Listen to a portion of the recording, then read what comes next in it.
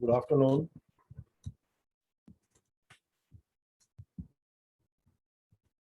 Am I audible, class?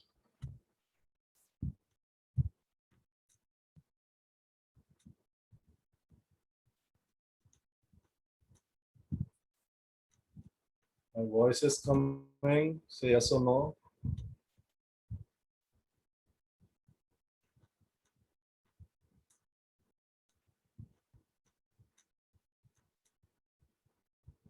Good afternoon, Latesh. So let me share the content for today. And welcome again. And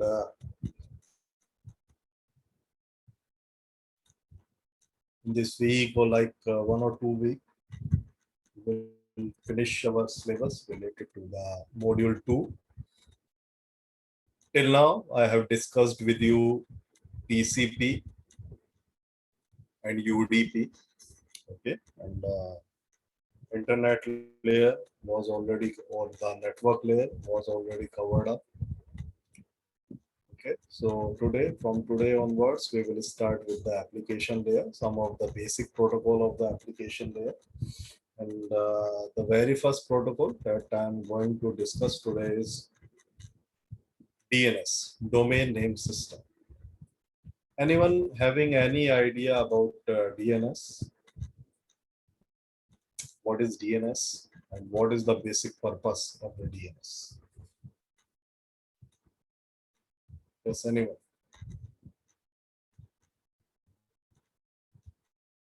And from your day-to-day life, you basically make use of this protocol. Domain name service or domain name system. Basically, domain name service is the name given to the DNS. Some kind of naming service provided by the application layer. Can you give me some idea, anyone? What you think about this particular service? Speak up.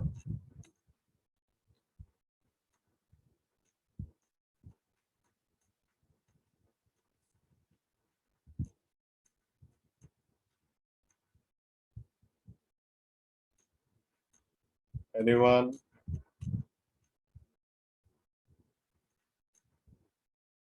On daily basis, you make use of this service using your mobile, your laptop, whenever you browse anything using your browser.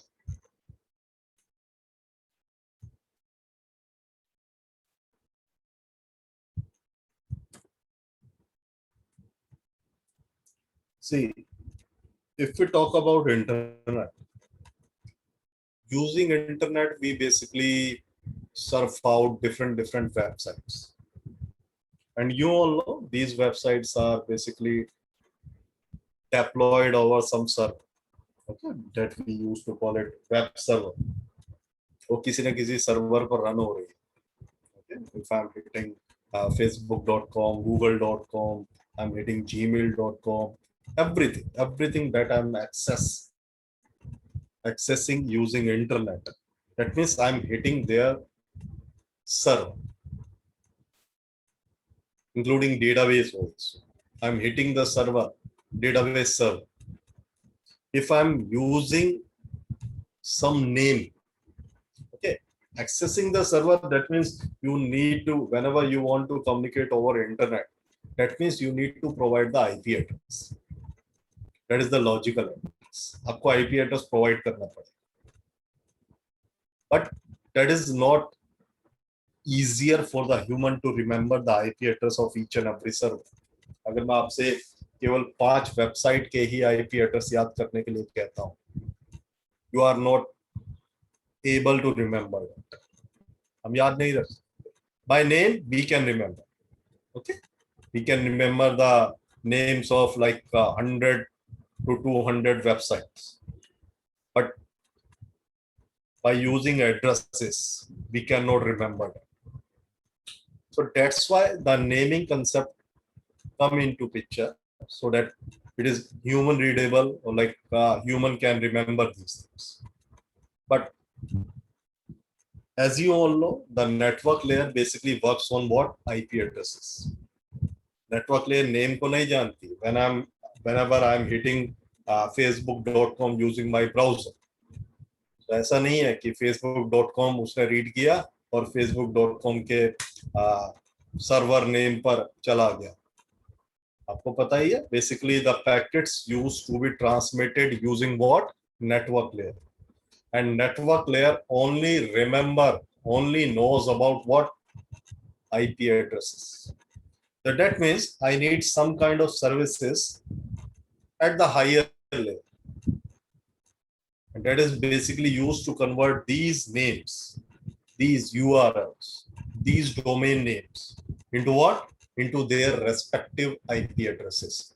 That means the IP address of the server that is deploying those services, that is deploying those web services. It could be in the form of some website, it could be in the form of some web application. Okay, so जब हम name provide करते हैं किसी न किसी server को, we require basically what? Some kind of mapping. facebook.com की mapping किस IP एड्रेस के साथ है, google.com की मैपिंग किस IP एड्रेस के साथ है, समथिंग लाइक. और ये मैपिंग एक तरह का डेटाबेस है. Okay, so we require certain kind of database. तो डेटाबेस में we would be having two kind of entries. Okay, अगर मैं इसको देखता हूं एक टेबल की तरह, तो यहाँ पर मेरा क्या होगा? डोमेन नेम है ना भाई, जिस भी नेम से मैं सर्च आउट कर रहा हूँ. और यहाँ पर इनका क्या होगा? IP address, corresponding IP address. Suppose I am hitting what? facebook.com, तो मैं स्मॉल में लिख रहा हूँ, शॉर्ट फॉर्म में लिख रहा हूँ fb.com. तो सबसे पहले जब भी आप ब्राउजर पर fb.com टाइप करते हो, that means you want to access the home page of the fb.com. Login वगैरह तो बात की बात है. तो सबसे पहले रिक्वेस्ट किसके पास जाएगी? DNS सर्वर के पास. और भेजेगा कौन request? DNS client that is running over your system. आपके मोबाइल में, मेरे लैपटॉप में एक सर्विस रन कर रही होगी, that is known as DNS client, या इसको हम क्या बोलते हैं? Resolver. That will send the request to the nearest DNS server that will resolve this particular query. Resolve क्या करेगा? It will provide the client with the corresponding IP address. So it will check out its database whether it is having the entry of fb.com. और suppose इसके पास वो entry present है. Okay, so fb.com, और इसका suppose जो IP address है वो है suppose 100.10.10.20. okay, it is having entry for google.com.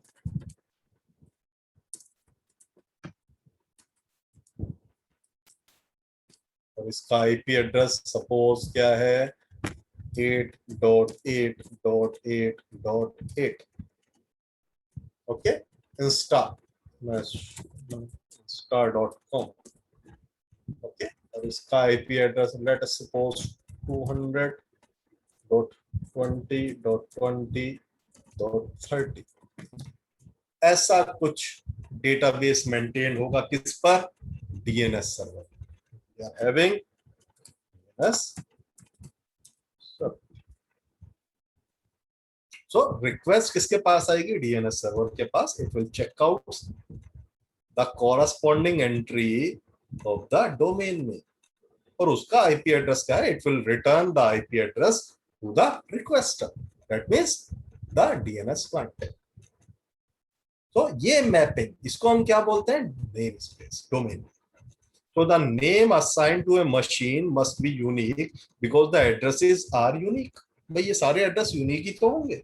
जितनी भी वेबसाइट है दुनिया में, उनके IP एड्रेस क्या होंगे? सबके यूनिक होंगे, सेम नहीं हो सकते. जब IP एड्रेस सेम है तो नेम भी तो डिफरेंट. IP एड्रेस डिफरेंट है तो नेम भी तो क्या होने चाहिए? डिफरेंट.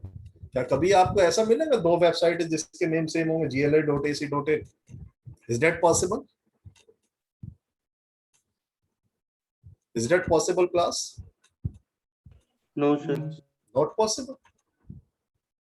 तो जब आईपी एड्रेस अलग होंगे, suppose I am taking the example of GL Bajaj, university है, वो एक कॉलेज है, हमारी यूनिवर्सिटी है, दोनों के सर्वर अलग अलग होंगे तो दोनों के नेम भी अलग होंगे। तो ये एंट्री मेरी कहाँ प्रेजेंट होंगी? सर्वर पे, डीएनएस सर्वर। तो सबसे पहले जब भी आप टाइप करते हो, आपने देखा होगा, मैंने आपको बहुत बार शो भी किया है इन योर क्लास।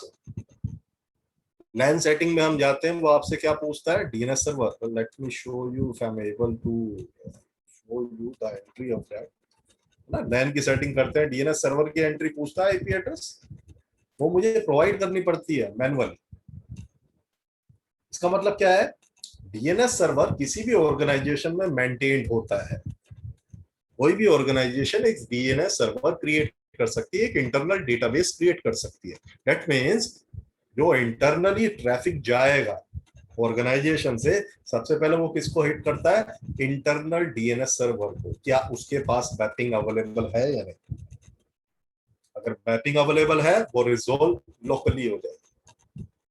अगर मैपिंग अवेलेबल नहीं है, that will be resolve from some other DNS server, जो कि गूगल वगैरह प्रोवाइड करते हैं, बहुत सारे providers. Is that clear to you? DNS का main concept, it will provide you just mapping from name to address, और रिवर्स भी होता है, एड्रेस टू नेम। अब वो कब यूज होगा उसको मैं बता। ओके, अब there are two ways of naming convention. पहला क्या है? फ्लैट नेम सिस्टम यूज करें, नेम स्पेस यूज करें। Second is hierarchical name space use करें। अब फ्लैट नेम स्पेस में देयर इज नो स्ट्रक्चर, कोई स्ट्रक्चर यूज नहीं करेंगे। जैसे for example, don't take it otherwise, if we take up the example of like Punjabi families, तो उनके आपने देखा होगा नेम नॉर्मली सेम ही रहते हैं, उनकी नेम स्पेस बहुत ही शॉर्ट, बहुत ही छोटा है। दलवीर सिंह, दिलवीर सिंह, ओके, दलप्रीत, दिलजीत, ये सारे नेम रिपीट होते रहते हैं, उनका नेम स्पेस बहुत कम। तो वो क्या है, वहां पर क्या चीज हो रही? एक तो एम्बिग्युइटी होती है, एक क्या होता है वहां पर? डुप्लीकेशन होता है। यानी कि बहुत सारे लोग होंगे जिनका सेम नाम होगा। एम्बिग्युइटी कैसे होगी?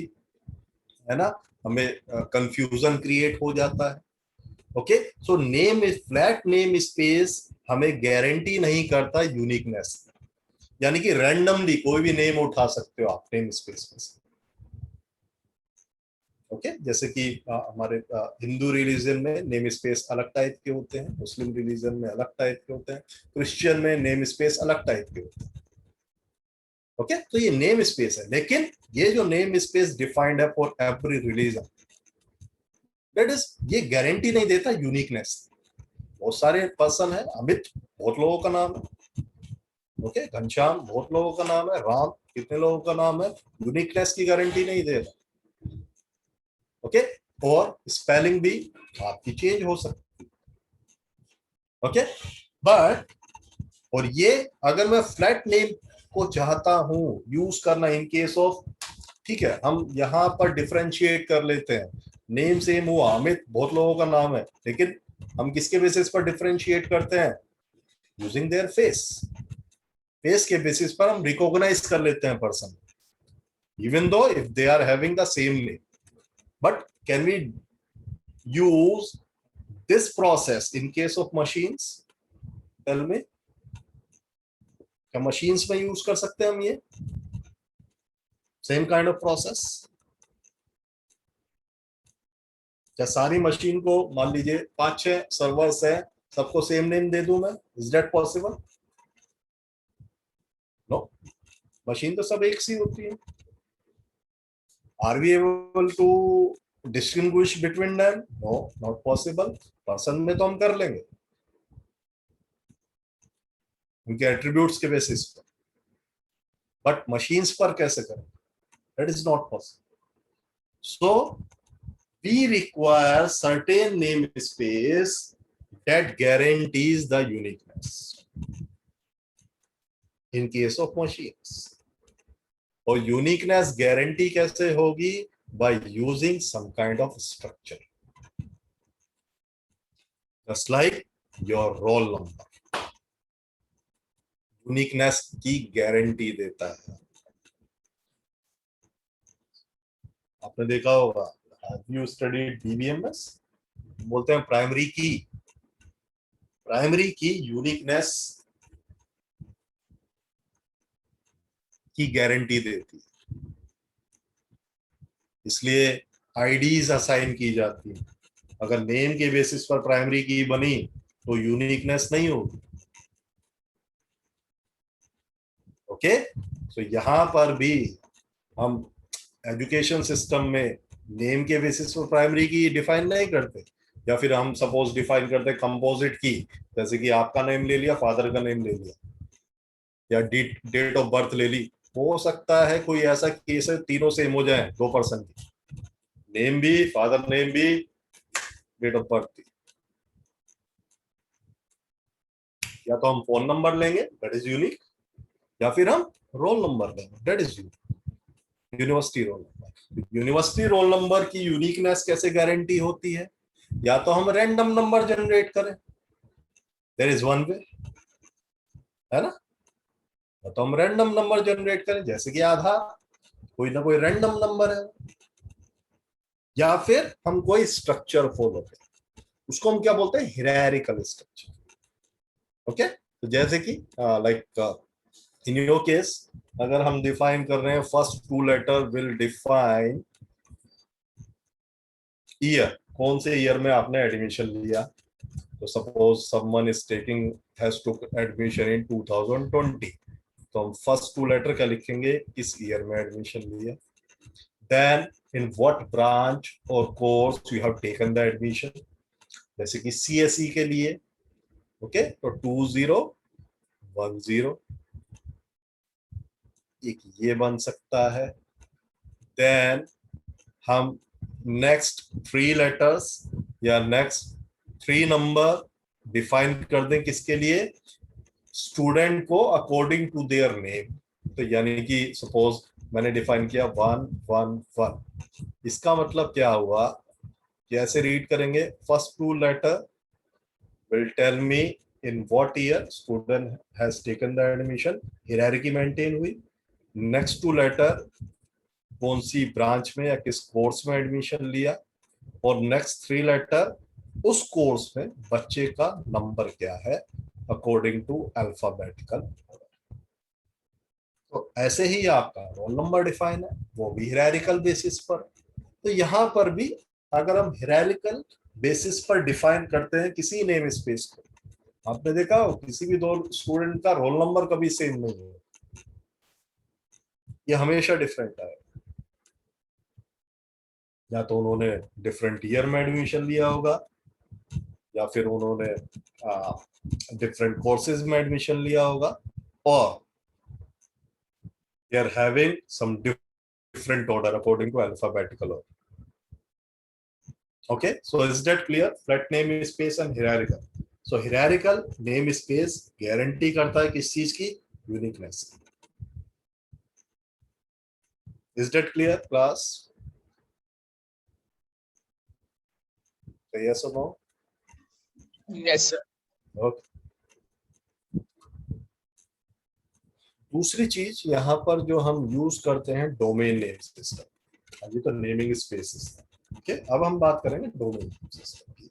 व्हाट इज डोमेन और डोमेन नेम सिस्टम. सो अगर हम हिरारिकल नेम स्पेस में जाते हैं, हिरारिकल नेम स्पेस में that is basically defined using domain name space.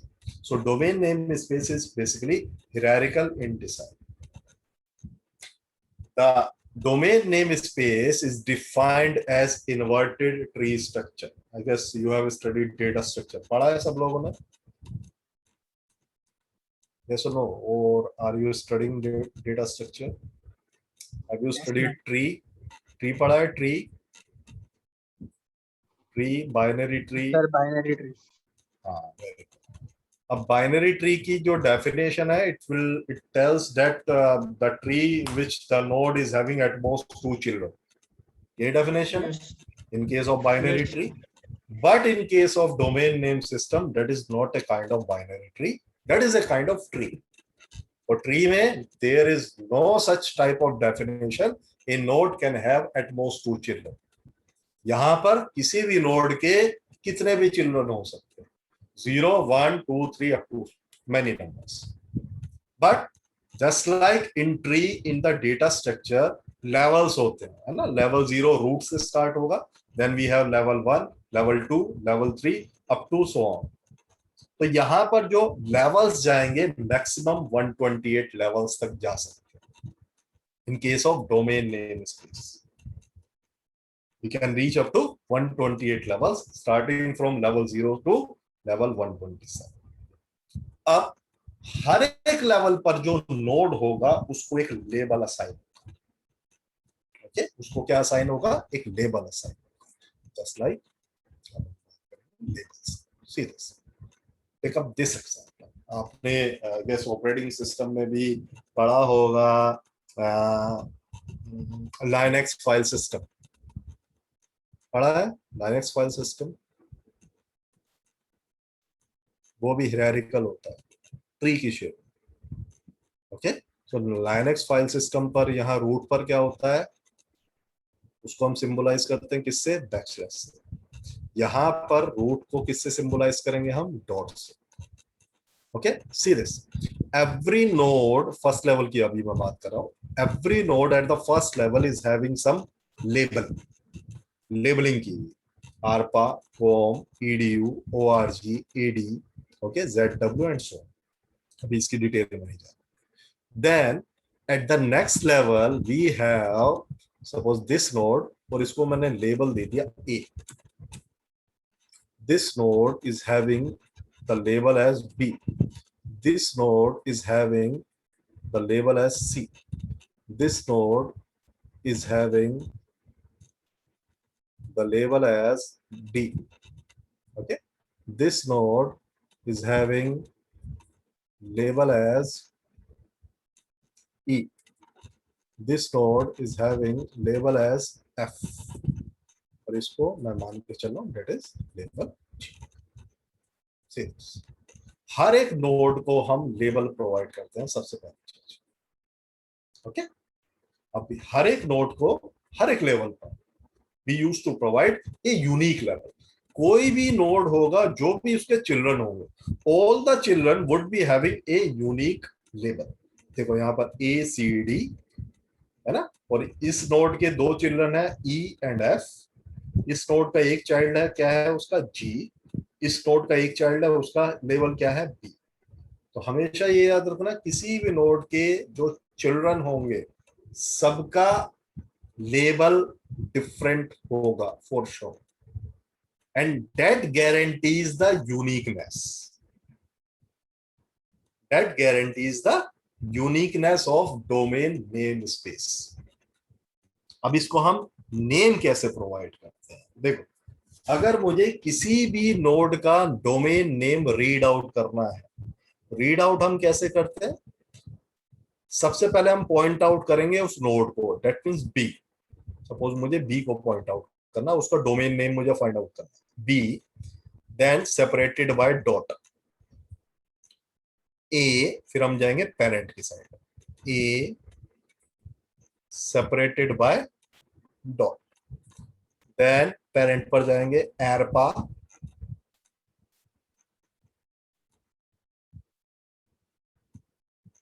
Separated by dot. क्यों, क्योंकि जो रूट पर होता है, मैंने क्या बताया, इसको कैसे सिंबलाइज करते हैं, यूजिंग डॉट, ओके, कैसे रिप्रेजेंट करते हैं, using dot. So that is the domain name of this particular node. आपने सब ट्री सुना है, what is subtree, trees आपने पढ़ रखा है, what is tree, have you heard the name of subtree, या आज सब ट्री, ट्री का part, that is known as subtree. तो अगर मैं इस ट्री की बात करता हूं, ओके, इस सब ट्री की मैं बात कर रहा हूं, इस सब ट्री में कौन कौन से सब ट्री बनेंगे मेरे? We can have this one as subtree, yes और no? We can have this one as subtree, we can have ये alone, this can be a subtree, ये भी एक सब ट्री, यानी कि एक सिंगल नोड भी मेरा क्या बन जाता है? सब ट्री कहलाता है। ओके, सो अगर मैं इसको क्या बोलता हूं? I am calling this one as domain.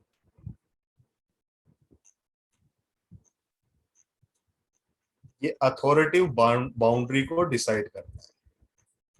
Okay, that is known as domain. तो जो मेरे सब ट्री भी होंगे, इसको मैं इधर I can call them as subdomain और डोमेन, दोनों चीज बोल सकता हूं। तो इसको हम क्या बोल सकते हैं? We can call this as domain और सब डोमेन, यानी कि ट्री का जो पार्ट है उसको हम डोमेन और सब डोमेन दोनों बोल सकते हैं। ओके, तो ये भी मेरा क्या हुआ? एक डोमेन और सब डोमेन, डोमेन और सब डोमेन, डोमेन और सब डोमेन। तो किसी भी सब ट्री या डोमेन या सब डोमेन का अगर मुझे नेम स्पेस या डोमेन नेम फाइंड आउट करना है, और ये बात समझ में, किसी भी डोमेन या सब डोमेन का मुझे डोमेन नेम फाइंड आउट करना है, तो हम डोमेन नेम कैसे फाइंड आउट करते हैं? उस डोमेन के टॉप मोस्ट नोड को फाइंड आउट करो। तो अगर मैं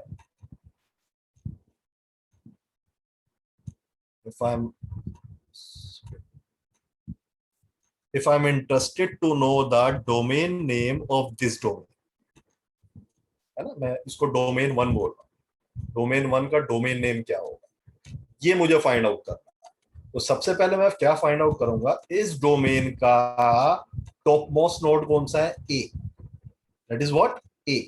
तो मैं लिखूंगा पहले ए, देन इसके पेरेंट को फाइंड आउट करूंगा, पहले लगाऊंगा डॉट, और इसका पेरेंट क्या हुआ? आरपा।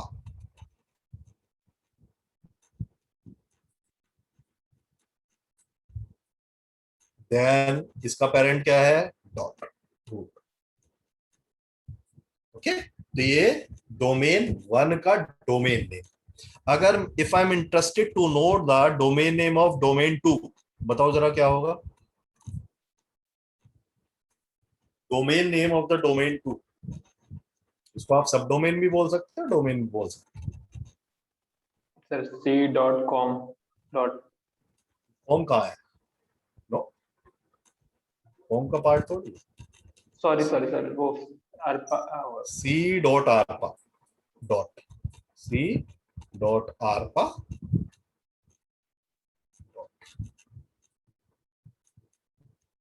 ओके, तो ये सेकंड। हाँ जी, थर्ड का बताइए मुझे। 3, दिस वन, डी। डी इसको डॉट तो एक ही अरपा है, D dot arpa dot. Okay, हाँ, यहां पर भी दो कैटेगरी बन जाती है किस चीज की? Domain name. तो we have two types of domain name. One is the fully qualified domain name, FQDN, and one is the partially qualified domain. So whenever the domain name is ended by dot, अगर root से dot हो रहा है, root से and हो रहा है, तो उसको हम क्या बोलते हैं? FQDN। तो ये जितने भी मेरे हैं, ये क्या है? These are the example of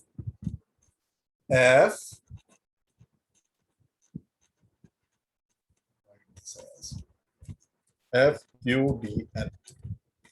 इसका एग्जांपल है, देखो, B.A.आरपा डॉट, A.आरपा डॉट, C.आरपा डॉट। तो किससे एंड हो रहे हैं? These are ending with the root. यानी कि अगर मैं किसी भी नोड से चलते हुए रूट तक पहुंच रहा हूं, तो उसको हम क्या बोलते हैं? FQDN। The second category is known as PQDN। Okay, right this PQDN। तो उसको मैं लिखता हूं PQDN।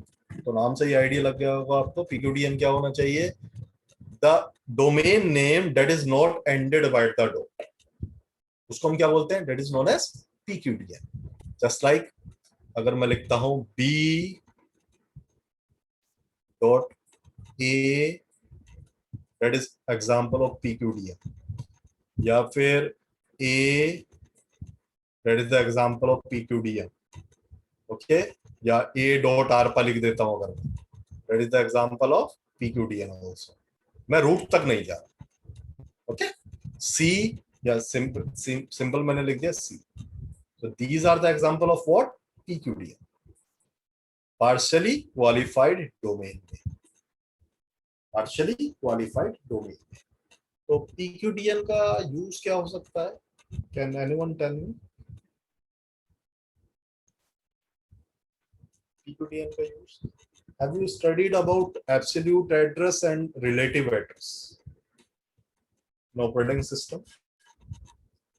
What is relative address and absolute address?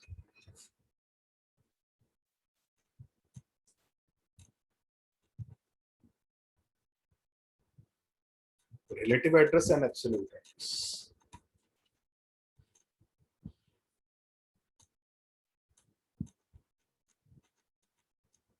Absolute address are the addresses that are represented with respect to the root, और relative address जो उसके खुद के रिलेशन में डिफाइन किया। सपोज ई का एड्रेस मुझे एफ के रेस्पेक्ट में फाइंड आउट करना है, तो आप देखो E and F R under C, ये किसके चाइल्ड है? सी के अंडर ही तो है। तो यहां पर PQDM क्या हो सकता है इसका? भाई इसको क्या रूट तक जाने की जरूरत है टू फाइंड आउट एफ, या एफ को रूट तक जाने की जरूरत है टू फाइंड आउट ई? क्योंकि वो रिजोल्व कहां पर हो जाएगा? सी तक ही तो रिजोल्व हो जाएगा। तो मैं क्या लिख सकता हूं? या तो एफ डॉट सी या ई डॉट सी।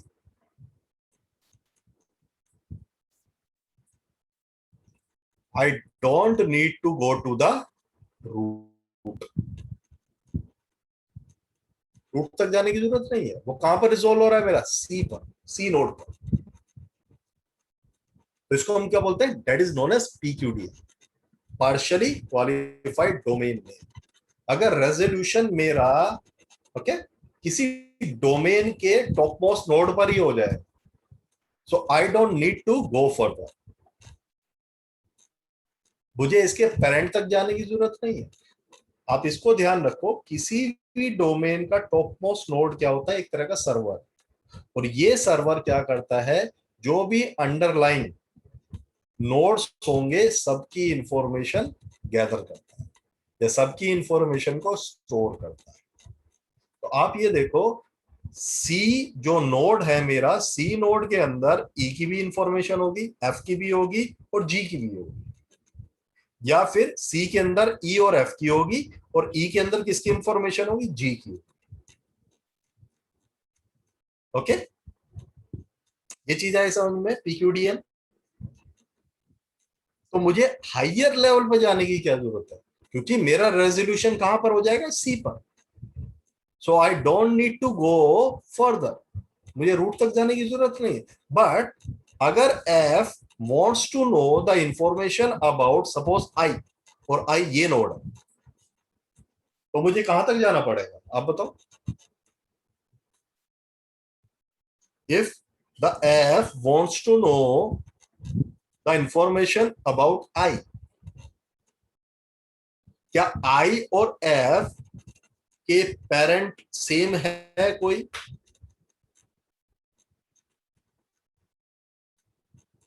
जैसे यहां पर C था, E और F था, तो मुझे फर्दर जाने की जरूरत होती है। In this case should I need to go upward? भाई F किसको कंसल्ट करेगा? C को। C is not having any information about I. Okay, तो C रिक्वेस्ट करेगा किसको? आरपा को। क्या आरपा के पास कोई इंफॉर्मेशन होगी I के अबाउट? नहीं होगी definitely. Now arpa would consult root, root के पास इंफॉर्मेशन होगी, यस, रूट को पता है आई कहां पर है, वो ORG के अंडर में है। So it will direct the request to the ORG। ORG किसको डायरेक्ट करेगा? टू दिस नोड, और यहां से सारी इंफॉर्मेशन, क्योंकि ये किस रीजन में आ रहा है, इस रीजन में आ रहा है, तो यहां से सारी इंफॉर्मेशन पास ऑन होता है। So for this case I require what, FQDN. अगर हम सेम लेवल पर काम कर रहे हैं वहां रिक्वायरमेंट नहीं है, या जहां पर हमारे पेरेंट सेम हो जाते हैं किसी लेवल पर आ गए, yes full path, yes Latish, that is the full path with respect to the root. और रिलेटिव होता है मेरे रिलेशन। ओके, जैसे कि हम बात करते हैं फाइल सिस्टम में। ओके, तो फाइल सिस्टम में जब आप बैक बटन जाते हो या फिर अपवर्ड बटन जाते हो, इसका मतलब आप रिलेटिव फाइल सिस्टम यूज कर रहे हो या रिलेटिव एड्रेस यूज कर रहे हो। भैया पेरेंट पे जा रहे हो ना डायरेक्टली, आप रूट पर तो नहीं जा रहे। Okay, so that is the full path. So that is known as PQDN and FQDN. Is that clear to you? What is PQDN and FQDN? Any doubt, class? Or should I give you more example of that? See this. हर एक node का एक label है, और label हम read out करते हैं node से लेके we will rise upward to the root. Okay, that is separated by dot, just like challenger dot. See this, root के बाद जो नेक्स्ट लेवल का लेबल है क्या है, edu. तो edu dot is the domain name. तो ये तो एक मेरा डोमेन था, ये क्या है मेरा, that is what, ये एक डोमेन ही तो बना मेरा। ओके, और इस डोमेन का नेम क्या है, edu dot, है ना, तो यही तो इसका टॉप मोस्ट एलिमेंट है, टॉप मोस्ट नोड है, तो edu और इसका पेरेंट। अगर मैं इस डोमेन की बात करता हूं, डोमेन के अंदर भी सब डोमेन को भी हम क्या बोलते हैं, डोमेन। तो fhda dot edu dot, okay, इसको मैं बात करता हूं इसके बारे में, तो ये भी क्या है, एक मेरा डोमेन या सब डोमेन एक ही बात होती है। तो atc dot fhda dot edu dot, okay, last one is challenger dot atc dot fhda dot edu. So is that clear to you? Domain name and labels, FQDN और PQDN। जैसे कि fully qualified domain name मैंने क्या बताया, that would be ended by the dot. जैसे कि challenger dot atc dot fhda dot edu, last में dot नहीं आ रहा, इसका मतलब ये क्या हुआ, PQDN। cs.hmme.com तक नहीं जा रहा। ओके, तो ये that is the example of PQDN। www आगे नहीं जा रहा है, so that is the example of PQDN। Okay, अब जैसे कि मैंने बताया डोमेन के अंदर भी जो भी मेरे सब ट्रीज है, ट्री के अंदर सब ट्रीज है, सब ट्रीज को हम क्या बोलते हैं, we use to call it sub domains और domains that is having some administrative और अथॉरिटेटिव बाउंड्रीज। ओके, सो इस डोमेन को, इस पर्टिकुलर डोमेन को हमने ब्रेक किया सब डोमेन्स, ये एडमिनिस्ट्रेटिव बाउंड्रीज के अकॉर्डिंग है। इसको अगर हम फिर से ब्रेक कर रहे हैं सब डोमेन्स में, ये एडमिनिस्ट्रेटिव बाउंड्रीज। ओके, सो डीएनएस जो है आपका वो डिस्ट्रीब्यूटेड होता है, सेंट्रलाइज्ड नहीं होता है। ओके, डीएनएस सर्वर को एक नहीं होता, we are having multiple DNS servers. Okay, that is, all the servers are having some replicated database. Right? So I guess that is quite clear to you. What is domain? Domain names. Okay, FQDN, PQDN. Okay, if still any doubt or issue, you can ask me. And rest thing we will discuss in the upcoming classes.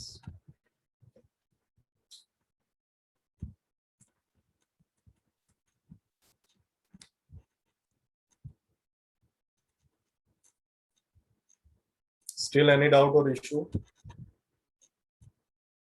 related to FQDN, PQDN, domain terms? थोड़ी सी confusing है, what is domain and domain name? Okay, अगर किसी domain को Sir- मैं name pro yes yes sir F और आई वाला जो example दिया उसमें मतलब सर वो तो डॉट ऊपर मतलब रूट तक पहुंच रहा है ना, तो सर वो तो फुल्ली होगा ना। हाँ फुल्ली होगा डेफिनेटली डेफिनेटली